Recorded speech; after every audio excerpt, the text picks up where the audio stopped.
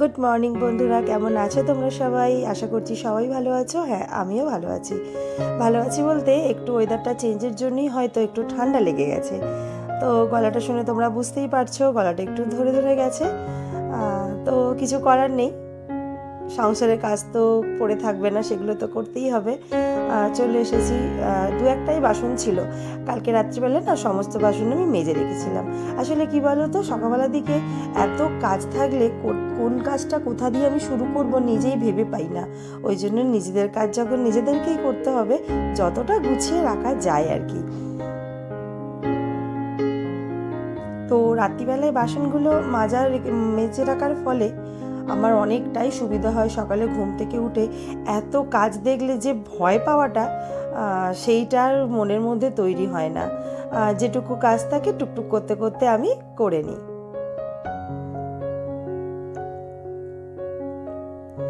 তো বন্ধুরা, যারা আমার ভিডিওটা দেখছো, প্লিজ প্লিজ যদি ভিডিওটি ভালো লেগে থাকে প্লিজ সাবস্ক্রাইব করে আমার পাশে থেকো। আর চ্যানেলটি এগিয়ে নিয়ে যাওয়ার জন্য তোমরা কিন্তু আমার সাথে থেকো সাবস্ক্রাইব করে। আর লাইক কমেন্ট করতে তো অবশ্যই ভুলো না, অবশ্যই একটা লাইক কমেন্ট করে দিও। একটা ইউটিউবারের না ওই একটা সাবস্ক্রাইব, একটা লাইক, একটা কমেন্ট, এগুলো দেখলে মনটা আরও ভরে যায়। আর পরের দিনের ভিডিও করার জন্য আরও নতুনভাবে একটা আলাদা ভালো লাগা তৈরি হয়, একটা মোটিভেশন তৈরি হয় যে না, আমি আবার ভিডিও করব। তো ঠিক আছে, তোমরা অবশ্যই আমার পাশে থাকবে, এটা আমি আশা রাখবো। তো ছাদটা আমি ঝাড় দিয়ে নিচ্ছি, বৃষ্টি হয়েছে বলে ছাদটা না মানে ধুয়ে গেছে। আমি অনেকদিন ধরেই ভাবছিলাম ছাদটা ধোবো। তো হয়ে গেছে কাজকর্ম সেরে আমি চলে এলাম এখানে পুজো করতে। স্নান টান সেরে পুজোটা করে নিলাম। এবার রান্না বসাবো, চা করবো, আর বাকি কাজ তো পড়েই রয়েছে।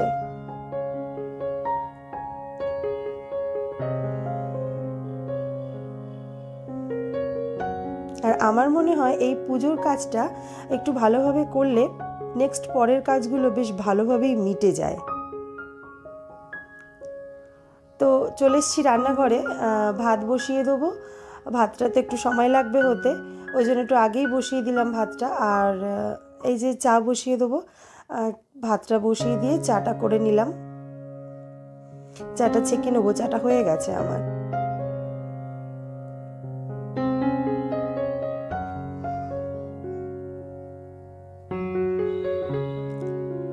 একটা টাইম জানো বন্ধু, এই যে কাজটা, ফ্যান গালার যে কাজটা, এই কাজটা ছিল আমার কাছে প্রচণ্ড কঠিন।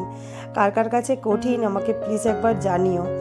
তো এই কাজটা এখন প্রতিদিন করতে করতে করতে করতে এমন অভ্যাস হয়ে গেছে যে কাজটা কঠিন বলে মনে হয় না। ওই সবটাই অভ্যাস, জানো তো, মানুষ তো অভ্যাসের দাস। যেটাই প্রতিদিন করবে সেটাই অভ্যাস হয়ে যাবে। এখানে ছোটো বাটিটায় আমের চাটনি বসাবো। আজকাল এই জানি না আমগুলো এত টক হচ্ছে, এত চিনি দিচ্ছি তাও যেন ঠিক মিষ্টি হচ্ছে না। এই যে দেখো আমার পুকু এখানে খাল্লা নিয়ে বসে বসে খেলছে, আর আমি রান্না করতে করতে ওকে নজর রাখছি। কি করব বলো না, ওকে দেখার মতন কেউ তো নেই। আমার হাজবেন্ড একটু কাজের জন্য বাইরে চলে গেলে ওইভাবেই আমাকে লক্ষ্য করে করে রান্না করতে হয়, ওকে দেখাশোনা করতে হয়। আমার তো আর ঘরে কেউ নেই যে আমি তাকে ডাকবো। আর বাইরের লোকে কতই বা ডাকবো বলো না, সে একদিন দুদিন, আর কি তারা প্রতিদিন আসবে? আর এই যেখানে উচ্ছে আলু না ভাজবো, একটু এর আগের দিন ভেজেছিলাম উচ্ছে আলু পেঁয়াজ দিয়ে। তো আমার হাজবেন্ড বলেছিল বেশ ভালো হয়েছে নাকি খেতে। আমি বললাম তাই? আমি ঠিক আছে চলো তাহলে আজকেও বানিয়ে ফেলি। আরও কি বলো তো, বেগুন ছিল না, যদি বেগুন থাকতো একটা চচ্চড়ি করতাম। আর এই যে মাছের ঝাল করবো আজকে, আমি আমার কর্তাকে বললাম অনেক মাছের ঝোল খেয়েছি, আর ঝোল খাবো না, আজকে একটু ঝাল খেতে ইচ্ছা করছে। বলছে যা ইচ্ছা করছে করে নাও। তো মাছের ঝাল একটু করবো। আমি না পেটি মাছ আনতে বলেছিলাম, জানো আমার পেটি মাছ খেতে খুব ভালো লাগে। আর এই যে আমার পুকু একা একাই খেলনা গুছিয়ে নিচ্ছে। আমি বললাম বাবু খেলা হয়ে গেছে, তাহলে খেলনাগুলো একটু গুছিয়ে নাও। দেখেছো কত কথা শুনে খেলনাগুলো কি সুন্দর গুছিয়ে নিচ্ছে বসে বসে।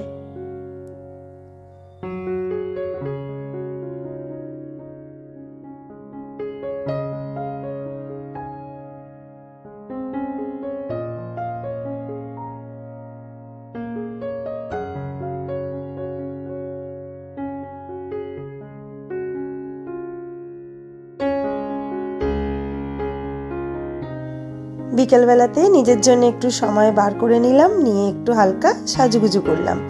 তো একটু বাইরের দিকে যাব,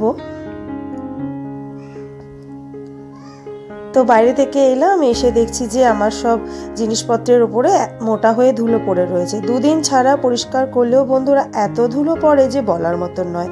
কেন বলো তো, আমাদের যেহেতু রোডের পাশে বাড়ি, তো সেই হিসাবে এত ময়লা হয়, এত ধুলো হয় যে বলার মতন নয়।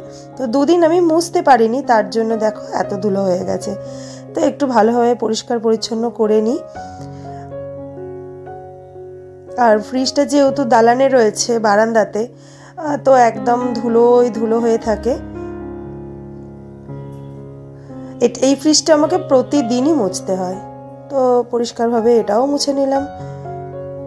কাজ ছাড়া আমরা হাউসওয়াইফরা কিছুতেই বোধহয় থাকতে পারি না, তাই না গো?